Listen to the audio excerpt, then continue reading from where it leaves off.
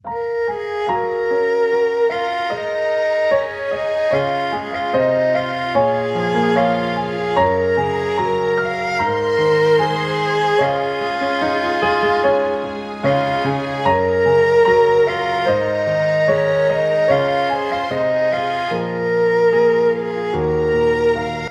buenos días. ¿Qué tal? ¿Cómo están? Es un placer poder estar esta mañana aprendiendo más de la palabra de nuestro Creador. Como recordarán, el día de ayer estábamos estudiando las fiestas del santuario y cómo es que cada fiesta no solo recordaba un evento del pasado, también se cumplía en la fecha exacta, al pie de la letra, hasta en el más diminuto detalle, tal como en el ensayo que por años había hecho el pueblo de Dios. La esposa, la iglesia, continuaba recordando cada año la fiesta, aún después del cumplimiento. Y después de muchos años viene el aniversario, donde la fiesta se vuelve a repetir. Y nos quedamos en la fiesta del Pentecostés. Vimos quién es el único ser que puede derramarse en la iglesia sin romper la ley. En esta mañana continuaremos estudiando las últimas tres fiestas del santuario, las fiestas del otoño. Cuando recojas las cosechas de tu tierra, no ciegues el grano en las orillas de tus campos, ni levantes lo que caiga de los segadores. Déjalos para los pobres y los extranjeros que viven entre ustedes. Yo soy el Señor tu Dios. En estos versículos vemos cómo Dios se preocupa por los pobres. Los gobiernos de ahora que están tratando de que todos tengan lo mismo, están actuando en contra del plan de Dios. Jesús mismo le dice a Judas: a los pobres siempre los tendréis con vosotros. Es el plan de Dios que haya pobres, que haya personas que tengan más y haya personas que tengan menos, porque de esta manera los hombres que tienen más posesiones pueden bendecir a sus prójimos. En este caso, con las espigas que quedaban a la hora de cosechar. Amparada con esta ley, fue como Ruth va al campo de Booz y recoge espigas detrás de los espigadores. Y no olviden el ejemplo de la boda, los paralelismos que hay, el ensayo, el día de la boda y los aniversarios, tanto los aniversarios que solo celebran el novio y su esposa, como el aniversario en grande, donde se vuelve a repetir la boda como al principio. El Señor le dijo a Moisés: Da las siguientes instrucciones al pueblo de Israel. El primer día del mes señalado, a principios del otoño, guardarás un día de descanso absoluto. Será un día oficial de Asamblea Santa, un día conmemorado con toques fuertes de trompeta. No harás ningún trabajo habitual en ese día. En cambio, deberás presentar ofrendas especiales al Señor. Esta fiesta es conocida como la fiesta de las trompetas. El objetivo de esta fiesta era avisarle al pueblo que el día de la expiación se acercaba, y de esta manera todo el pueblo podía prepararse durante estos 10 días para la fiesta más importante del santuario, el día de Yom Kippur, el día de expiación. ¿Cómo se avisaba? Con toques de trompetas. Al atardecer, desde el primer día del séptimo mes, se comenzaban a hacer toques de trompeta y era cuenta regresiva. 10, 9, 8 y así hasta llegar a 1. Y el pueblo cada día escuchaba y ya sabía: alístense, llega el día del juicio, prepárense para encontrarse con su Dios. Año tras año, el pueblo de Israel celebró el ensayo para que cuando llegara la fiesta, todos supiesen cómo actuar y todos supiesen qué prefiguraba y anunciaba esta fiesta. Interesantemente, esta fiesta también se cumple después de la muerte de Cristo, cuando supuestamente dicen que estas fiestas, que las leyes del Pentateuco quedaron clavadas en la cruz. Pues 1800 años más tarde, después de la muerte y resurrección de Cristo, llegó el Real y abarcó un lapso, esta fiesta, de aproximadamente unos 10 años, donde miles de predicadores se levantaron a predicar que la purificación del santuario estaba por llegar. El más prominente de estos predicadores fue William Miller, quien en 1830 aproximadamente comienza a predicar que el juicio se acercaba. Y por 10 años, los toques de las trompetas no dejaron sin anunciar el día del juicio. Todo el mundo de aquel entonces se enteró que el juicio estaba llegando. Y esto se basaba en el estudio de las profecías, especialmente las que se encuentran en el libro del profeta Daniel de los 2300 años. Como un dato interesante, en el 1540 y tantos, cuando Martín Lutero estaba en plena reforma, dijo que el juicio de Dios no tardaría más de 300 años en llegar. Si al 1500 le sumamos esos 300 años, llegamos aproximadamente a 1844.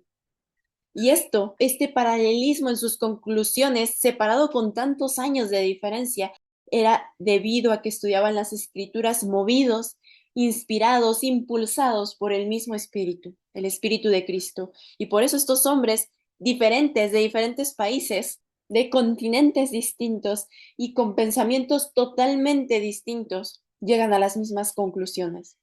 Y esta es la comprobación de que no necesitas ser un erudito, ni un gran estudioso, ni un teólogo para descubrir las verdades que Dios nos ha dejado en su palabra. De hecho, nunca en la historia se ve que los estudiosos, los pastores, los dirigentes religiosos aceptaran la verdad. En los días de Noé, ya vimos en el año bíblico cómo los dirigentes religiosos que decían que creían en Dios, que eran los medios por los cuales Dios hablaba al pueblo, desecharon a Noé y el mensaje. Y todos los que creyeron las palabras de estos grandes teólogos del mundo antediluviano murieron ahogados por el diluvio. En el tiempo de Cristo, los sacerdotes, los dirigentes religiosos del pueblo rechazaron al Mesías, y los que creyeron en la palabra de estos dirigentes, de estos pastores de la iglesia adventista del séptimo día de aquel entonces, rechazaron el único medio que el cielo había provisto para redimirlos. Y eso lo podemos ver en toda la historia del antiguo Israel. Vez tras vez los profetas, las personas a las que Dios levantaba para que compartiesen la verdad presente, la verdad para ese momento, eran hombres sencillos, eran granjeros, eran pastores de ovejas, eran hombres que se dedicaban al campo, hombres que no habían sido manipulados sus pensamientos con las teorías de los ministros, de los dirigentes religiosos de aquel entonces. En el tiempo de la Reforma, al igual que en las épocas pasadas, quienes aceptaron la verdad fueron personas comunes, no eran de los sacerdotes, no eran de los dirigentes religiosos.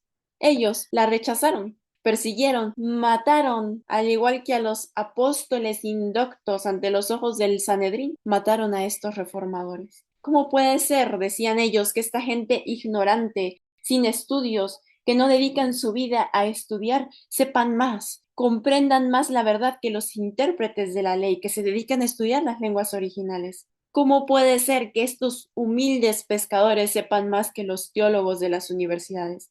Y esa pregunta se le hicieron en todas las épocas. Y aún ahora esa pregunta se realiza.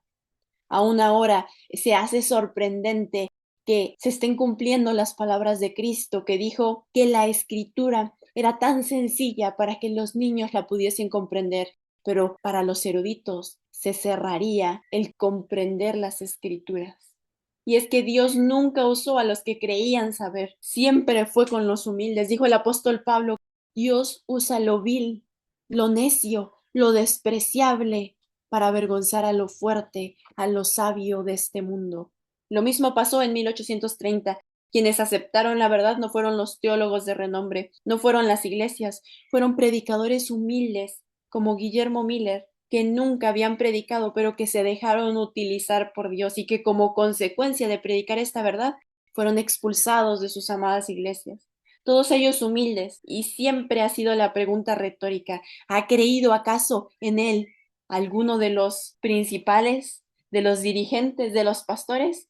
No, siempre los publicanos, los pecadores, los pescadores, los galileos, los que no tienen estudios, los simples hijos de Dios, que aceptan lo que Dios dijo como Dios lo dijo. Aquellos que no desean estudiar la Biblia para apoyar sus ideas, al contrario, los que están dispuestos a cambiar sus ideas y sus paradigmas para estar en armonía con un claro, así dice Jehová. Y recuerden, siempre ténganlo en mente, la mayoría nunca, nunca, jamás tuvo la razón. Siempre han sido remanentes, minorías, minorías que son desechadas, expulsadas, excomulgadas, desfraternizadas de sus iglesias, de sus pueblos, porque a la mayoría le duele, le molesta escuchar la voz de Dios. Perseguidos, azotados, muertos, hombres de los cuales el mundo no era digno, pero que amaban tanto la verdad que la predicaron aún a costa de sus propias vidas. ¿Eso les sorprende?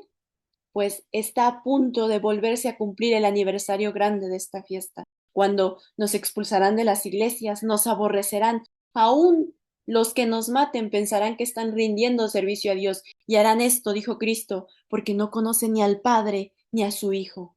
Estos predicadores desde 1830 hasta 1844 estuvieron advirtiendo, sonaron la advertencia y en todo el mundo llega el día del juicio, viene el día de expiación, es tiempo de limpiar el santuario y todos actuando lo que por años el pueblo judío había prefigurado en símbolos.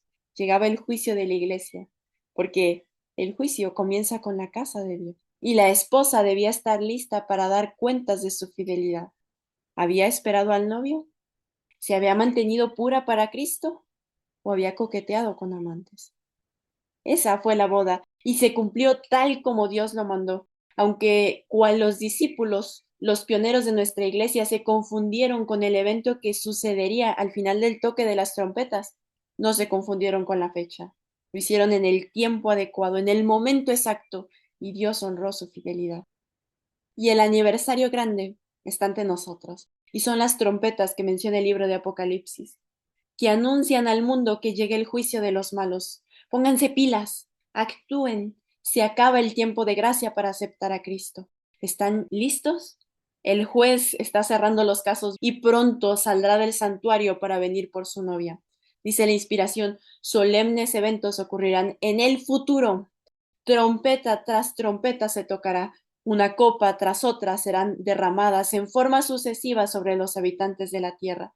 Escenas de estupendo interés están casi sobre nosotros, y estas cosas serán indicaciones seguras de la presencia de aquel que ha dirigido en todo movimiento agresivo y que ha acompañado a la marcha de su causa a través de todos los siglos, que ha prometido bondadosamente estar en persona con su propio pueblo, Cristo Jesús, inspirándoles valor, esperanza y poder de propósito.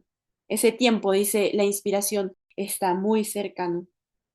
¿Está la iglesia recordando cada año el aniversario?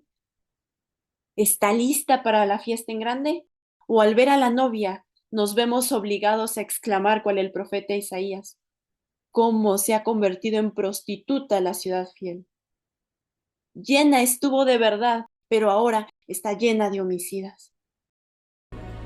El Señor le dijo a Moisés: Asegúrate de celebrar el día del perdón, el 10º día del mismo mes, 9 días después del Festival de las Trompetas. Lo celebrarás como día oficial de Asamblea Santa, un día para negarte a ti mismo y presentar ofrendas especiales al Señor. No hagas ningún trabajo durante todo el día, porque es el día del perdón, cuando se presentan ofrendas de purificación por ti, para hacerte justo ante el Señor tu Dios. Los que no se nieguen a sí mismos en ese día serán excluidos del pueblo de Dios. Y yo destruiré a aquellos de entre ustedes que hagan algún trabajo en ese día. No deberás hacer ningún trabajo en absoluto. Esta es una ley perpetua para ti, que se cumplirá de generación en generación donde quiera que vivas. Este será un día de descanso absoluto, y en ese día debes negarte a ti mismo. Este día de descanso comenzará a la caída del sol del 9º día del mes y se extenderá hasta la caída del sol del 10º día. Una vez concluida la fiesta de las trompetas, comenzaba el día de expiación, donde el pueblo de Israel ensayaba para cuando iniciara el juicio de los muertos y de los vivos, nuestros pioneros, para poder descubrir la fecha del 22 de octubre de 1844, tuvieron que ir al santuario. Tuvieron que ir a las profecías, a las fiestas, y cuando estudian las fiestas y sus fechas y su cumplimiento, lo que simbolizaban, se encontraron con la fecha exacta, con el momento exacto, el día en que ocurriría la purificación del santuario. Así como todas las otras fiestas se habían cumplido en el momento exacto, en la fecha exacta, en el tiempo indicado, con cada detalle, la sexta fiesta, el día de expiación, no fue la excepción.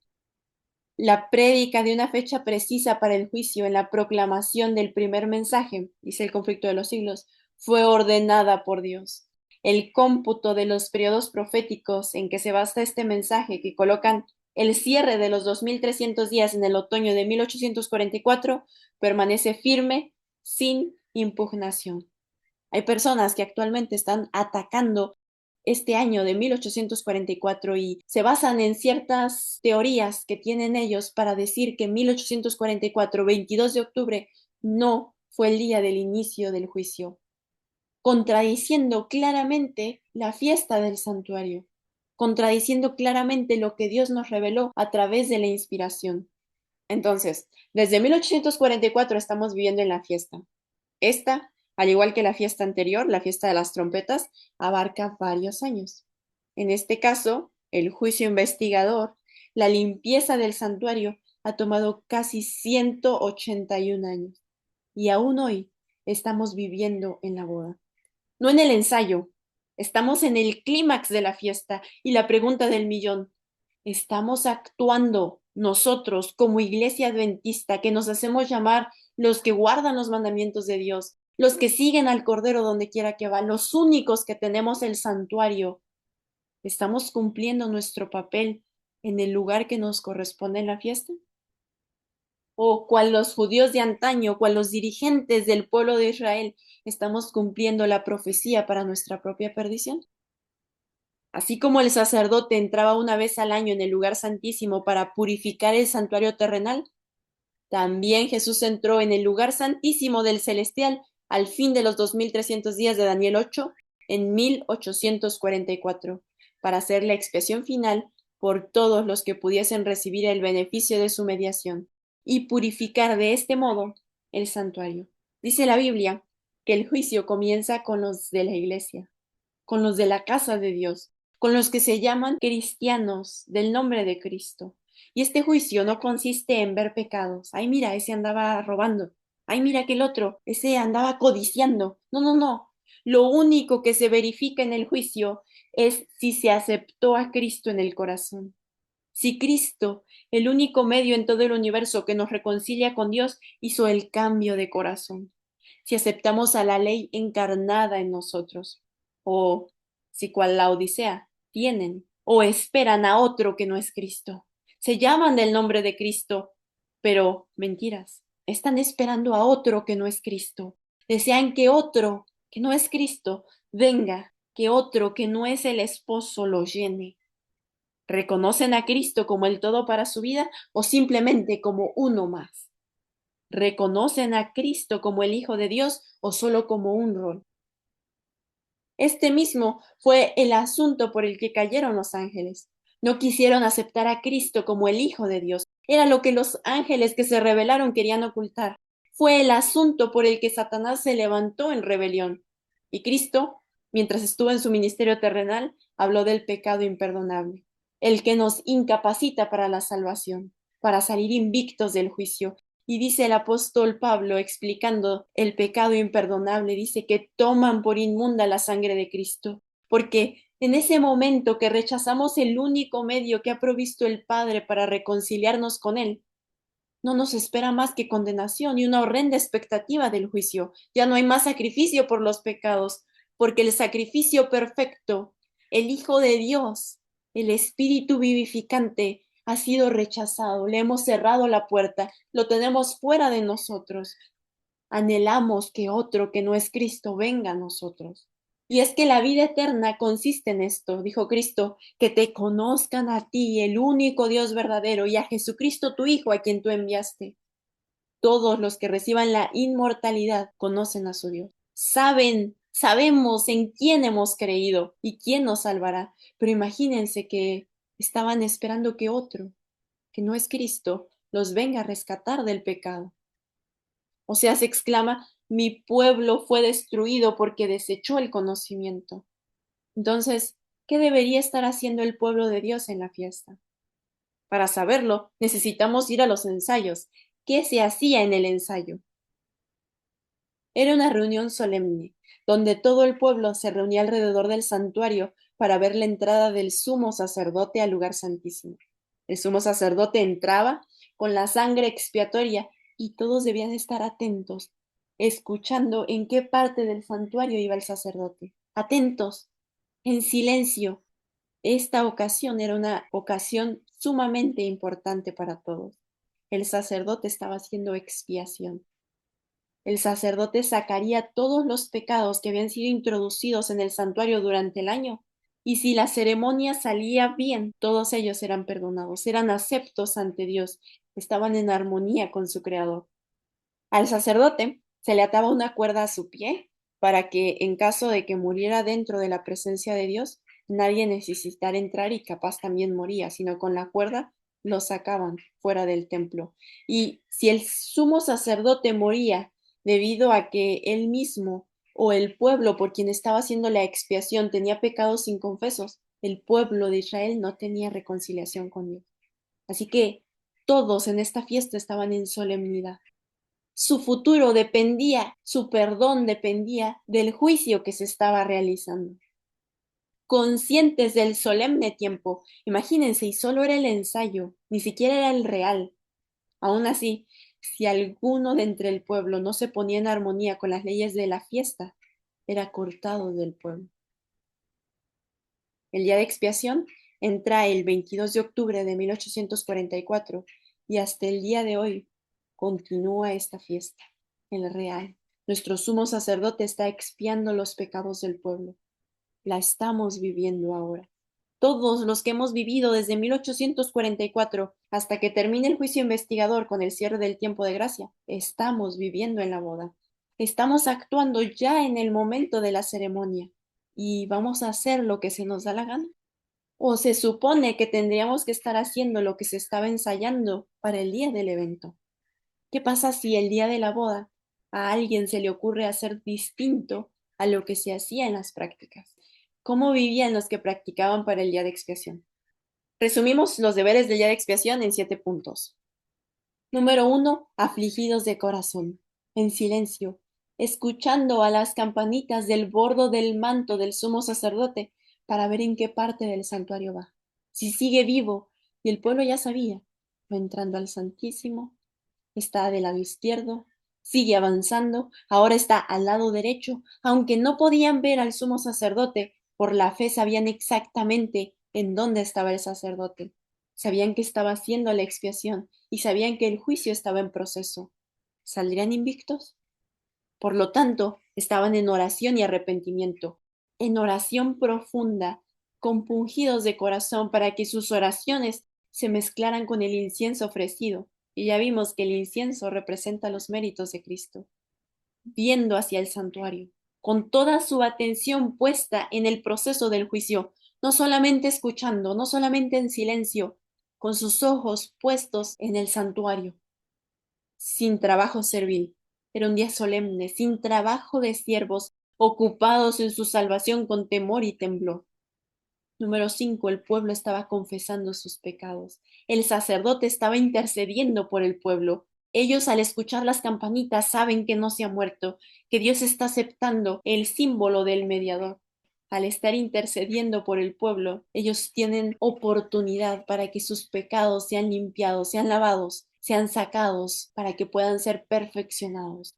Número 6. Estaban en reflexión y reconciliación, porque si esta fiesta se cumplía al pie de la letra, si el ensayo se cumplía al pie de la letra, habría reconciliación entre Dios, el Dios ofendido por los pecados, y el hombre que estaba fuera del santuario, todo el pueblo, toda la congregación.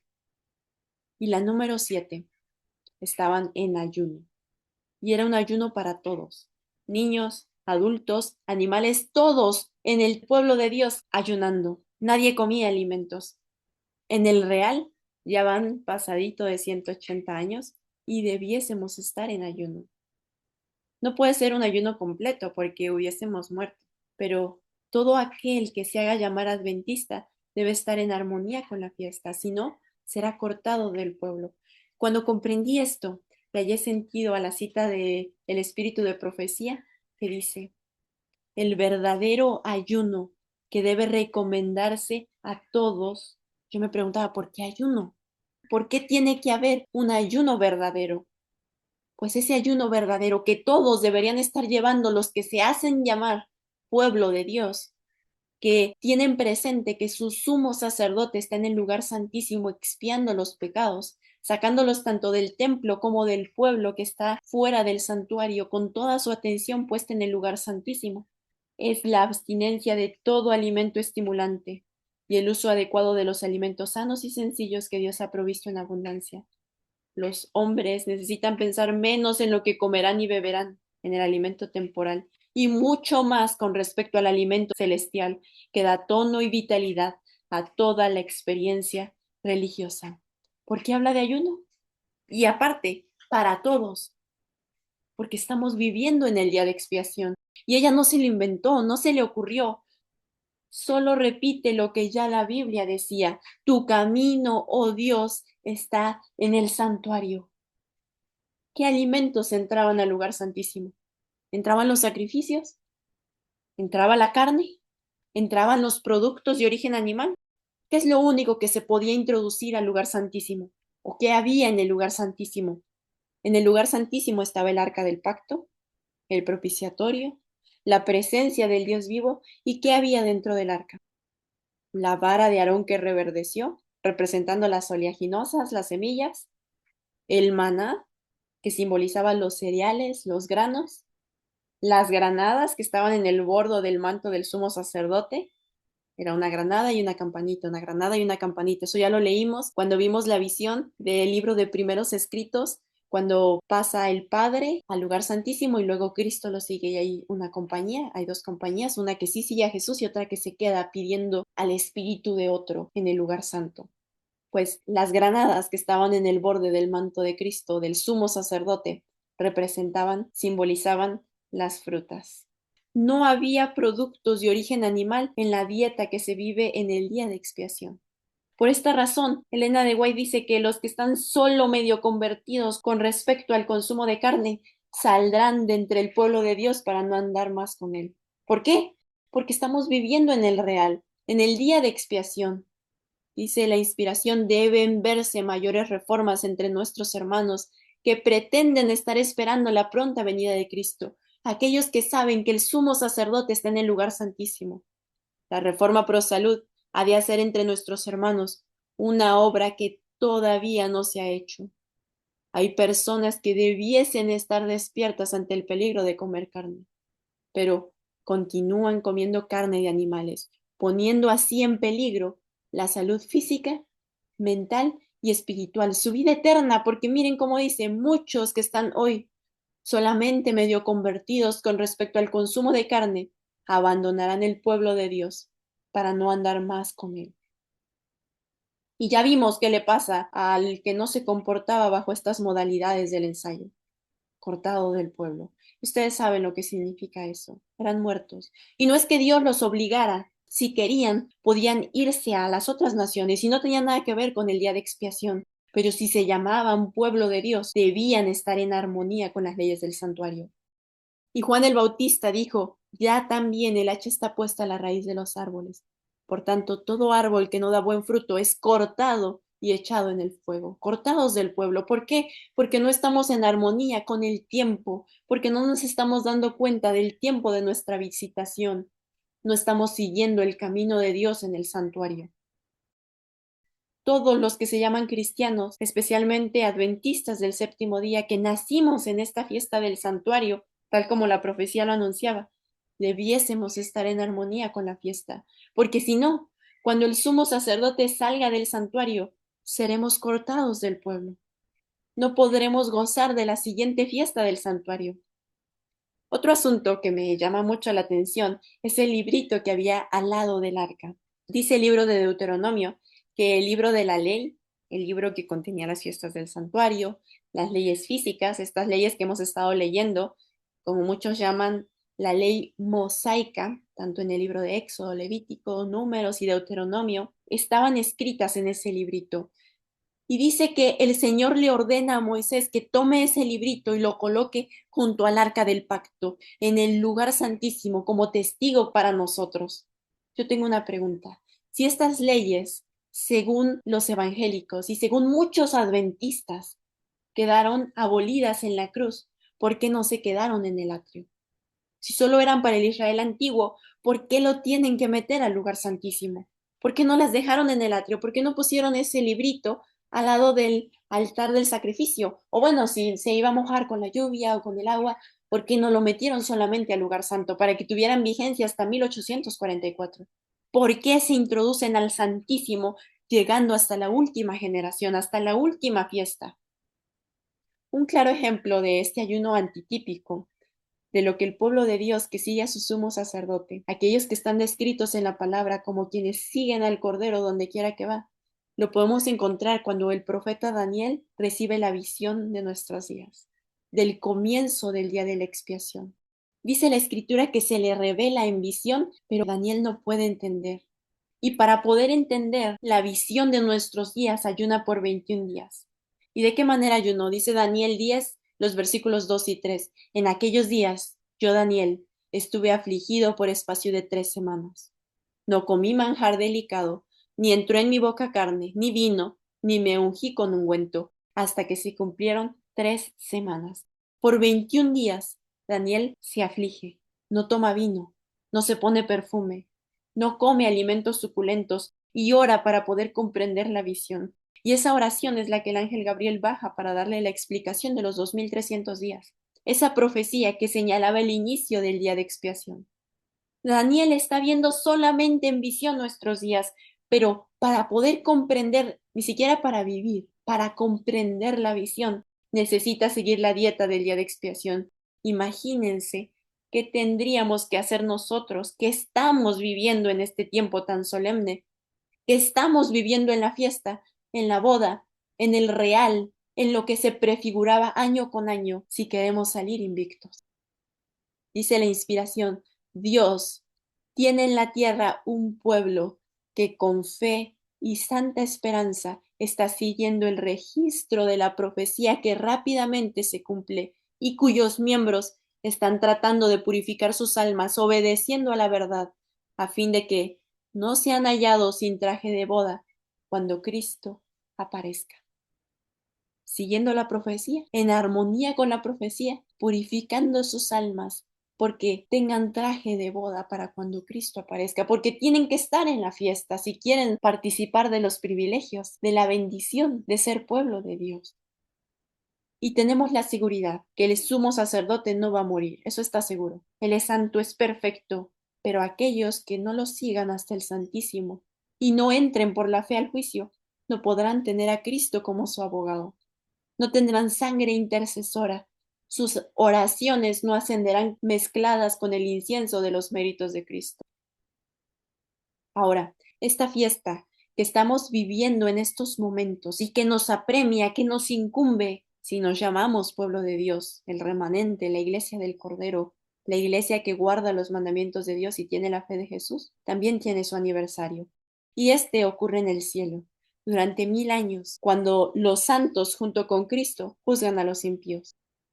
Dice la inspiración, durante los 1000 años que transcurrirán entre la primera y la segunda resurrección, se realizará el juicio de los malos. Daniel declara que cuando llegó el anciano de días, se dio el juicio a los santos del Altísimo. Durante este tiempo, los justos reinarán como reyes y sacerdotes ante Dios. Juan en el Apocalipsis dice, y vi tronos, y se sentaron sobre ellos los que recibieron la facultad de juzgar. Serán sacerdotes de Dios y de Cristo, y reinarán con él 1000 años. En este periodo, como predijo Pablo, los santos han de juzgar al mundo. Juntamente con Cristo juzgan a los malos, comparando sus acciones con el libro de la ley, la Biblia, y decidiendo cada caso de acuerdo con las obras hechas por la persona. Así que después de que los santos hayan sido transformados en inmortales, arrebatados con Jesús, cuando lleguemos al cielo, después que recibamos nuestras arpas, las túnicas, las coronas y entremos en la ciudad, nos sentaremos en juicio con Jesús. Dice que serán abiertos el libro de la vida y el de la muerte. El libro de la vida lleva anotadas las buenas acciones de los santos, y el de la muerte contiene las malas obras de los impíos. Estos libros son comparados con el de los estatutos de la Biblia, y de acuerdo con ella son juzgados los hombres. Los santos, al unísono con Jesús, pronuncian su juicio sobre los impíos muertos. He aquí, dijo el ángel, que los santos, unidos con Jesús, están sentados en juicio y juzgan a los impíos según las obras que hicieron en el cuerpo, y frente a sus nombres se anota lo que habrán de recibir cuando se ejecute el juicio. Tal era, según vi, la obra de los santos con Jesús durante los 1000 años que pasan en la santa ciudad antes de que ésta descienda a la tierra. También Jesús y los santos juzgaron a Satanás y a sus ángeles. Al cabo de los 1000 años, el juicio de los impíos muertos terminó. Este es el aniversario. Actualmente, hoy mismo, estamos viviendo en la boda, el real. Pero el día del aniversario es los 1000 años que estemos en el cielo. En el servicio ritual típico, el sumo sacerdote, habiendo hecho la propiciación por Israel, salía y bendecía a la congregación. Así también Cristo, una vez terminada su obra de mediador, aparecerá sin pecado para salvar, para bendecir con el don de la vida eterna a su pueblo que le espera. Así como al quitar los pecados del santuario, el sacerdote los confesaba sobre la cabeza del macho cabrío emisario, así también Cristo colocará todos estos pecados sobre Satanás, autor e instigador del pecado. Una vez que salía el sacerdote del día de expiación, el chivo expiatorio era sacado del campamento por un hombre fuerte. En el real, dice la inspiración que un ángel poderoso baja del cielo con una cadena y con la llave del abismo. Y dice que ata a Satanás por 1000 años. Por esos 1000 años que los justos estemos en el cielo juzgando a los malos, Satanás queda atado en la tierra. Y dice, esos 1000 años disfruta los resultados de su obra.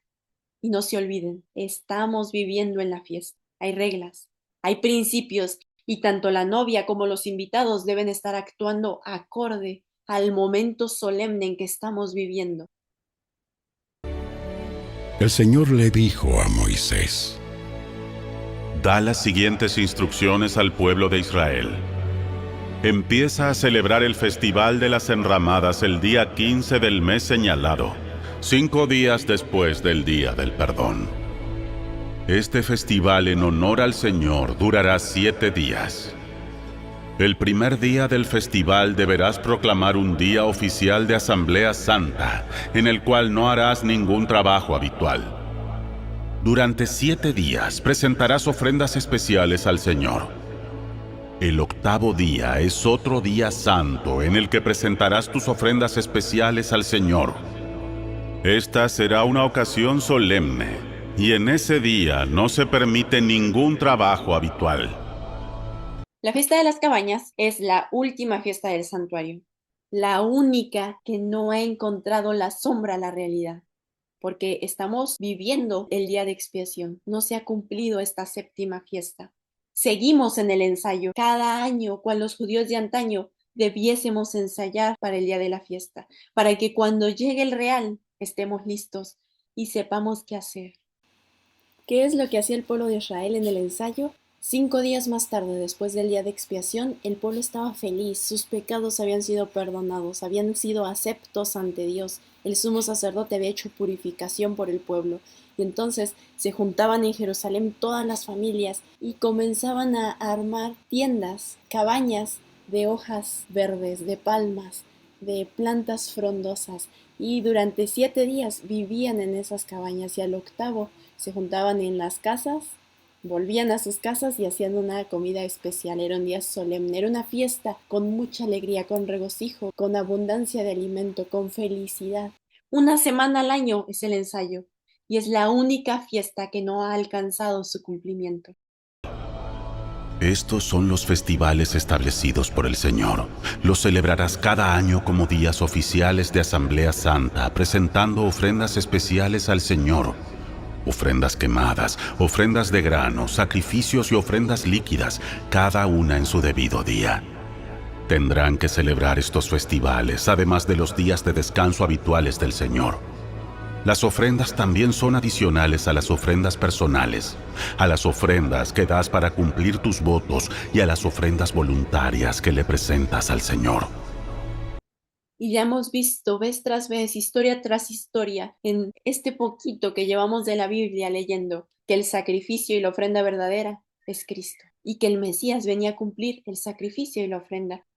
Y la inspiración nos dice, hablando de la tierra nueva, el cielo y la tierra se unirán en alabanza, mientras que de sábado en sábado y de luna nueva en luna nueva las naciones de los salvos adorarán con gozo a Dios y al Cordero. O sea que en la tierra nueva va a haber un Dios y el Hijo de Dios. Y a ellos, a ambos, los vamos a adorar de sábado en sábado y de luna nueva en luna nueva. Y recuerden, 5 de las fiestas del santuario ya se cumplieron. Cada año la esposa del Cordero las recuerda. La sexta la estamos viviendo. Estamos en plena actuación. Todo el universo nos observa. Y la última, aún estamos en los ensayos, que prefiguran la fiesta real. Las fiestas siguen vigentes hasta la Tierra Nueva. Recuerda que este festival de 7 días en honor al Señor, el Festival de las Enramadas, comienza el día 15 del mes establecido, después que hayas cosechado todo lo que produce la tierra. El primer y el octavo día del festival serán días para descansar completamente. El primer día recogerás ramas de árboles hermosos. Pueden ser hojas de palmeras, ramas de árboles frondosos y de sauces que crecen junto a los arroyos. Luego celebra con alegría ante el Señor tu Dios durante 7 días. Deberás celebrar este festival al Señor cada año durante 7 días. Esta es una ley perpetua para ti, que se cumplirá en el mes establecido de generación en generación. Durante 7 días deberás vivir en pequeñas enramadas. Todos los israelitas de nacimiento deberán vivir en enramadas. Esto le recordará a cada nueva generación de israelitas que yo hice que sus antepasados vivieran en enramadas cuando los rescaté de la tierra de Egipto. Yo soy el Señor tu Dios. Así que Moisés les dio a los israelitas estas instrucciones acerca de los festivales anuales del Señor.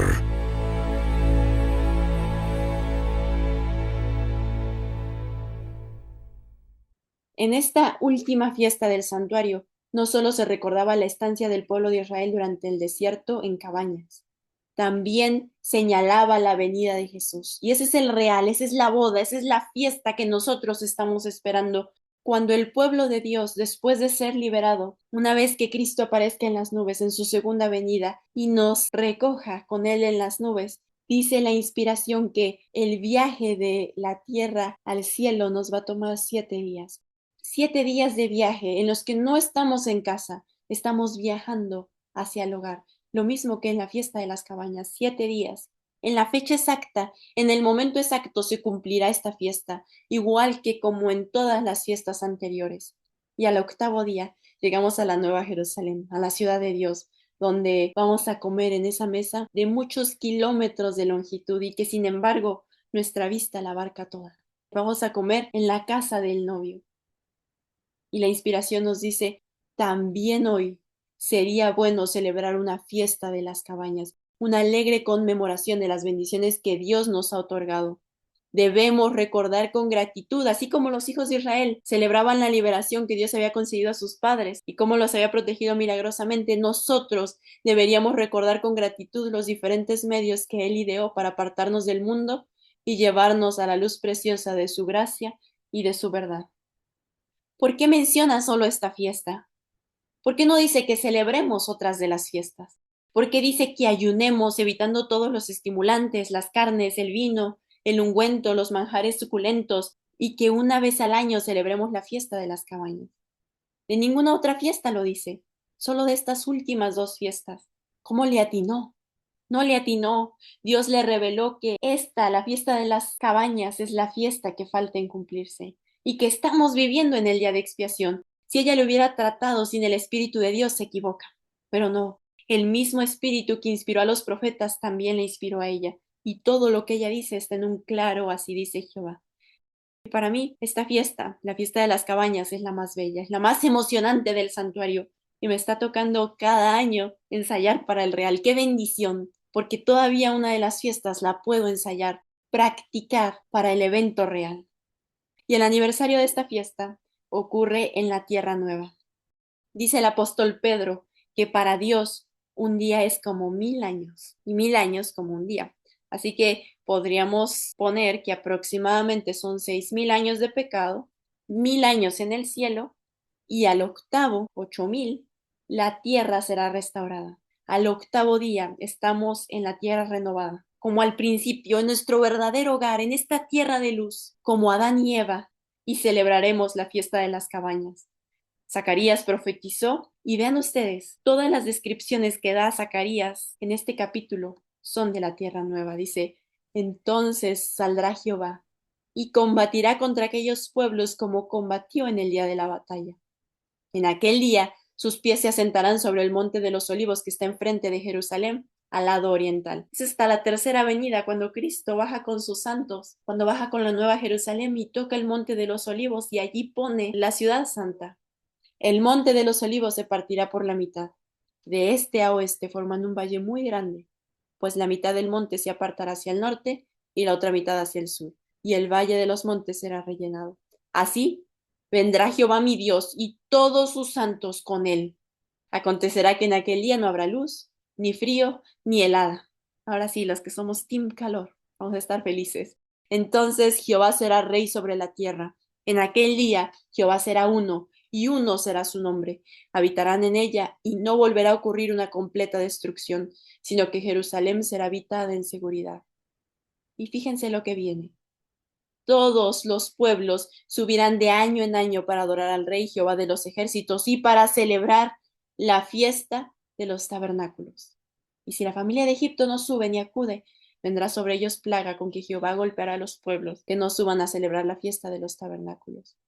Tal será el castigo de Egipto y el castigo de todos los pueblos que no suban a celebrar la fiesta de los tabernáculos. O sea que en la tierra nueva ocurrirá el aniversario de esta fiesta de las cabañas. Ni siquiera el real hemos vivido, seguimos en el ensayo. En esa ocasión, todos los tesoros del universo se ofrecerán al estudio de los redimidos de Dios, libres de las cadenas de la mortalidad, con inmortalidad, con esa vida que dice la inspiración que se compara con la vida de Dios, esa vida original, no prestada, no derivada, que podemos obtener por medio de Cristo. Con la inmortalidad se lanzan en incansable vuelo hacia los lejanos mundos. Con indescriptible dicha, los hijos de la tierra participan del gozo y de la sabiduría de los seres que no cayeron. Con visión clara, consideran la magnificencia de la creación, soles y estrellas y sistemas planetarios que, en el orden a ellos asignado, circuyen el trono de la divinidad. Y a medida que los años de la eternidad transcurran, traerán consigo revelaciones más ricas y aún más gloriosas respecto de quién, de Dios y de Cristo. A medida que Jesús les descubra la riqueza de la redención y los hechos del gran conflicto con Satanás, los corazones de los redimidos se estremecerán con gratitud siempre más ferviente y con arrebatadora alegría tocarán sus arpas de oro, y miriadas de miriadas y millares de voces se unirán para engrosar el potente coro que rinde su alabanza a Dios y a su Hijo. Y a toda cosa creada que está en el cielo y sobre la tierra y debajo de la tierra y sobre el mar y a todas las cosas que hay en ellos, las oí decir, bendición y honra y gloria y dominio al que está sentado sobre el trono y al Cordero por los siglos de los siglos. A Dios que está sentado en el trono y a su Hijo, el Cordero que nos redimió, el Cordero que quita el pecado del mundo. El gran conflicto ha terminado. Ya no hay más pecado ni pecadores. Todo el universo está purificado. El pecado terminó. Estamos en la tierra nueva otra vez, así como el designio original de Dios. Todo como al principio, como con Adán y Eva. Y la promesa es, no se volverá a levantar el pecado por segunda vez. No habrá mal en todo mi santo monte, porque para siempre será Jehová. Los montes tiemblan delante de él y los collados se derriten, la tierra se conmueve en su presencia y el mundo y todos los que en él habitan. ¿Quién permanecerá delante de su ira? ¿Quién quedará en pie en el ardor de su enojo? Su ira se derramará como fuego y por él se hienden las peñas. Él hará consumación. No tomará venganza dos veces de sus enemigos, porque no se levantará la aflicción por segunda vez. Así que la misma pulsación de armonía y de gozo late en toda la creación. De aquel que todo lo creó manan vida, luz y contentamiento por toda la extensión del espacio infinito, desde el átomo más imperceptible hasta el mundo más vasto. Todas las cosas, animadas e inanimadas, declaran en su belleza sin mácula y en júbilo perfecto que Dios es amor. ¿No anhelan ese día? Entonces, ¿por qué no tener una pequeña anticipación de una semana al año de tan grandioso evento? ¿Por qué no ansiar el ensayo? La novia del Cordero, el remanente que guarda los mandamientos de Dios y tiene la fe de Jesús, está pendiente de las fechas. No se desgasten, no se cansen viendo, criticando o queriendo convencer a los que capaz solo son invitados y que se acercan a Jesús solo por los panes y los peces, solo por la comida, solo por el beneficio, pero que no están interesados en su reino, en sus fiestas, en las fechas especiales del novio, ni en los gustos del novio. No están interesados en las promesas del novio para su iglesia. Es más, muchos están esperando a otro que no es el novio. Mis amados, mantengamos la vista puesta en Jesús, el único novio, Cordero, Parácletos, intercesor, abogado, consolador, Hijo de Dios, que en esta sexta fiesta está haciendo la expiación por nosotros. Él es el todo para la iglesia, y si no quitamos nuestra mirada de Él, muy pronto terminaremos teniendo los mismos gustos que el Consolador, apreciando las mismas cosas que el Prometido y teniendo por importantes las mismas fechas y fiestas que el Parácletos, que hace 2000 años, cuando como bebé hasta alcanzar la virilidad vino a esta tierra, nos las recordó, pagó nuestra dote y nos rescató. Vamos a orar. Padre nuestro que está en el cielo, en esta mañana estamos a sus pies, agradecidos porque en su infinita misericordia, bondad, previsión, nos dejó estas fiestas, nos dejó el santuario para que pudiésemos seguir su camino, Padre, para que pudiésemos conocerlo y de esta manera alcanzar la vida eterna que usted nos quiere restituir. Gracias porque mandó a su Hijo para que nos la recordara, para que nos devolviera ese gozo, ese anhelo de poder reflejar su carácter. Gracias porque aún ahora lo envía a nuestros corazones el Espíritu de su Hijo para que podamos llegar a formar parte de esa familia celestial, porque en su plan de amor aún desea restaurarnos como al principio, así como nuestros primeros padres, Adán y Eva.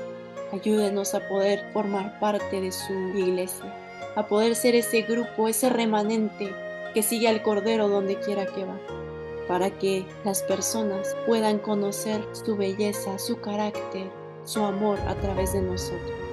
Ponga en nosotros el querer como el hacer por su buena voluntad. Esto lo pedimos y lo agradecemos en la sangre y en los méritos, en el incienso de Cristo Jesús, nuestro Señor, nuestro abogado, nuestro intercesor, el consolador de la iglesia. Amén.